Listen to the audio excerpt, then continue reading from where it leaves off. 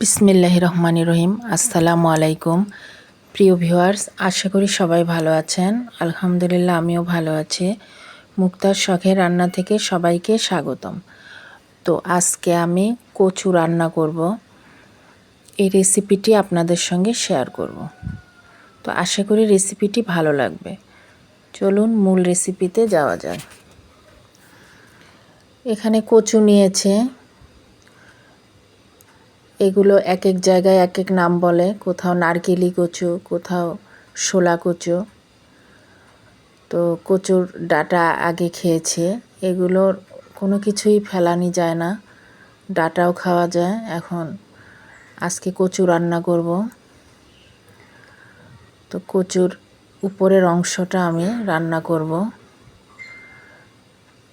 তো ছিলে নিচ্ছে। এটা খেতে অনেক মজা হয়। এটা ঘরে থাকা যে কোনো মাছ দিয়ে রান্না করলেই ভালো লাগে।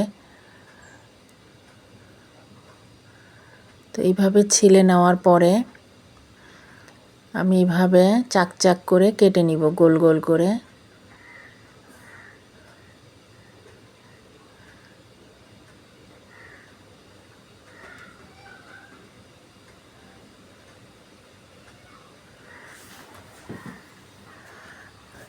এভাবে কেটে নিব। এটা অনেকভাবেই রান্না করা যায়, তো আজকে আমি এভাবে রান্না করে দেখাবো।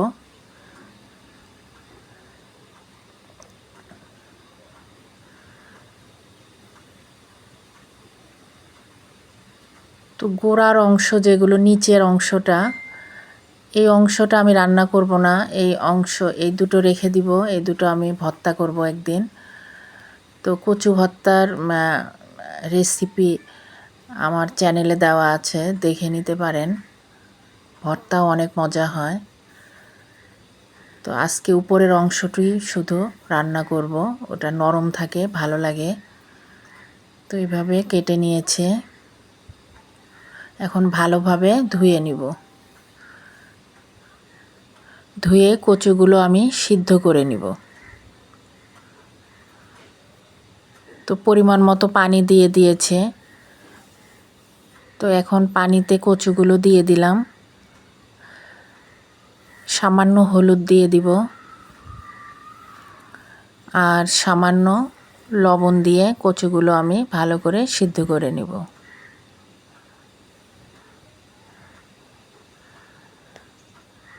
তো এখন নেড়ে চেড়ে ঢেকে দিব।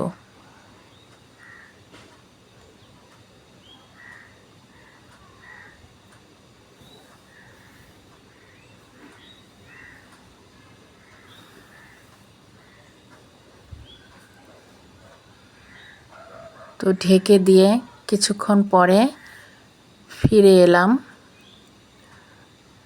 দেখুন কচুগুলোর রং পরিবর্তন হয়ে গেছে, আর কচুগুলো সিদ্ধ হয়ে গেছে।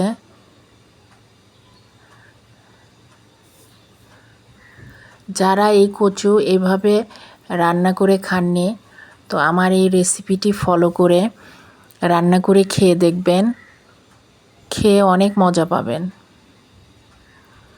তো সিদ্ধ হয়ে গেছে, এখন নামিয়ে নিয়েছে। এখন কড়াইতে তেল দিয়ে দিব। আমি কচুগুলো এখন ভেজে নিব।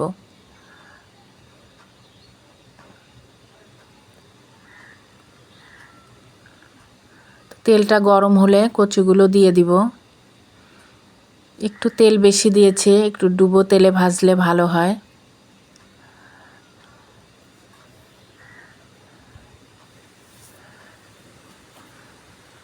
তো সবগুলো কচু দিয়ে দিব।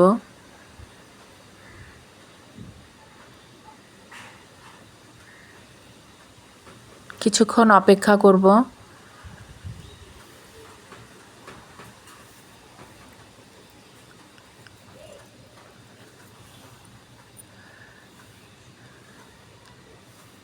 কিছুক্ষণ পরে এগুলো এক পিঠ উল্টে দিব। এক পিঠ হয়ে গেলে অপর পিঠ উল্টে দিব।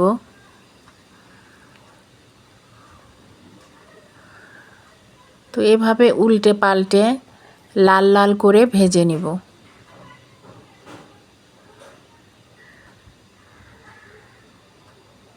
তো লাল লাল করে ভাজা হয়ে গেছে, এখন কচুগুলো তুলে নিব।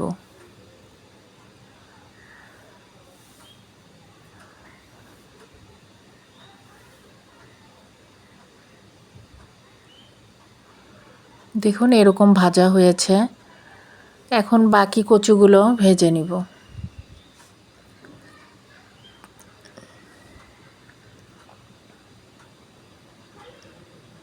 কচু না ভেজেও রান্না করা যায়, তবে ভেজে রান্না করলে এটার স্বাদ আরও দ্বিগুণ বেড়ে যায়।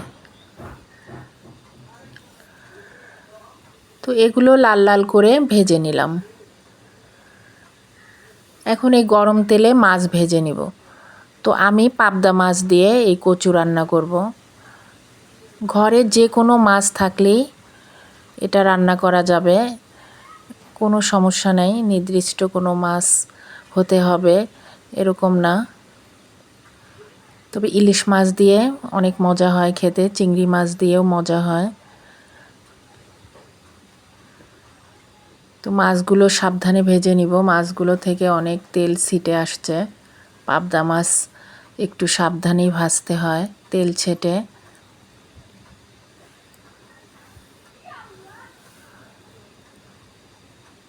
তো এক পিঠ ভালোভাবে হয়ে গেলে মাছগুলো উল্টে দিব।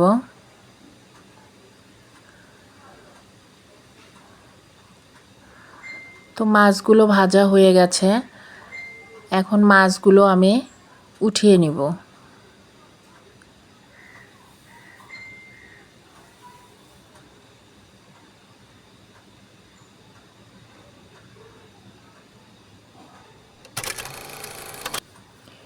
এবার তেলে পেঁয়াজ কুচি দিয়ে দিব।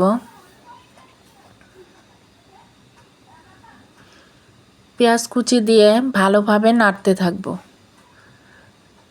পেঁয়াজগুলো সিদ্ধ হওয়া পর্যন্ত। বেশি লাল লাল করে ভাজতে হবে না, একটু সিদ্ধ হয়ে গেলেই মশলা দেওয়া যাবে।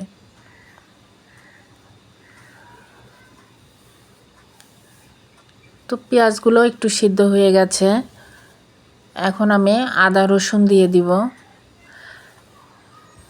1 চামচ আদা বাটা, 1 চামচ রসুন বাটা দিয়ে এটা কিছুক্ষণ নেড়ে চেড়ে নিব।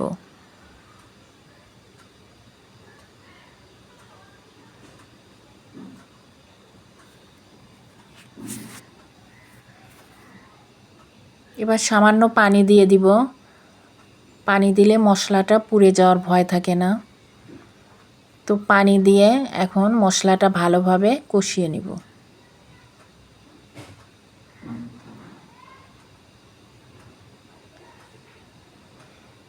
কচু রান্না সহজ হলেও অনেক সময় নিয়ে এভাবে একটু কষ্ট করে মশলা ভুনে ভুনে রান্না করলে খেতে অনেক মজা হয়। তো 1 চামচ মরিচ গুঁড়া দিয়ে দিলাম, 1 চামচ হলুদ গুঁড়া, 1/2 চামচ ধনিয়া গুঁড়া, 1/2 চামচ জিরা গুঁড়া দিয়ে এটা ভালো করে কষিয়ে নিব।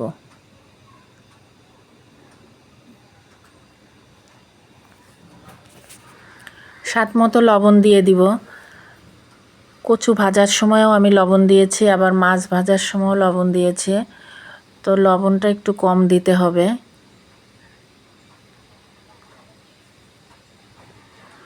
দিয়ে মশলাটা ভালো করে কষিয়ে নিব। মশলা যত ভালো কষানো যাবে রান্না তত মজা হবে।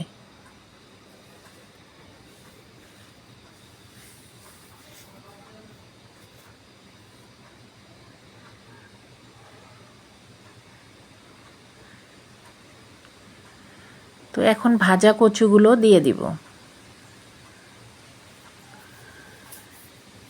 দিয়ে মশলার সঙ্গে ভালো করে মিশিয়ে নিব।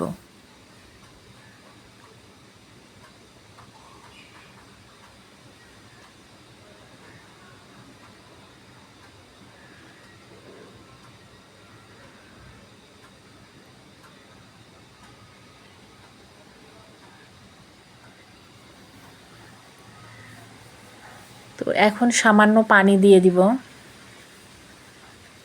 খুব বেশি না, কারণ কচুগুলো সিদ্ধ করা আছে, আবার তেলে ভেজে নিয়েছি। তো কচু রান্না করাই আছে, তো এখন ঢেকে দিব। কিছুক্ষণ পরে ফিরে এলাম।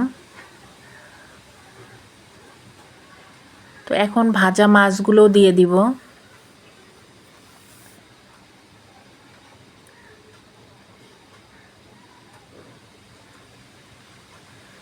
দিয়ে নেড়ে চেড়ে দিব। খুব হালকাভাবে নাড়তে হবে যাতে মাছ ভেঙে না যায়। দিয়ে ঢেকে দিব।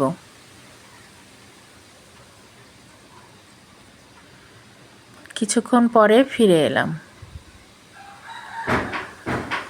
তো রেসিপিটি ভালো লাগলে একটা লাইক, শেয়ার, কমেন্ট করবেন, একটা সাবস্ক্রাইব করবেন।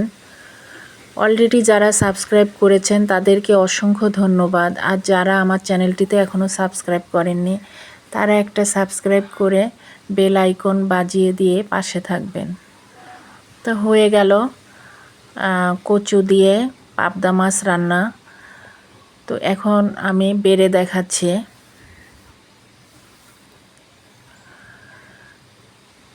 মাশাআল্লাহ, দেখতে যেমন সুন্দর হয়েছে, খেতেও কিন্তু অনেক মজা হয়েছে।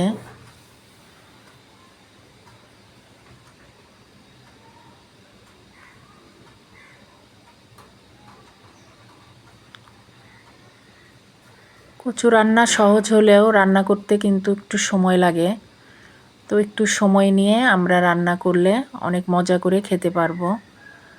তো আশা করি রেসিপিটি ভালো লেগেছে। রেসিপিটি ভালো লাগলে ট্রাই করবেন এবং কমেন্ট করে জানাবেন কেমন হয়েছে। তো সবাই ভালো থাকুন, সুস্থ থাকুন। আগামীতে আবার কোনো রেসিপি নিয়ে আসবো ইনশাআল্লাহ। আল্লাহ হাফেজ।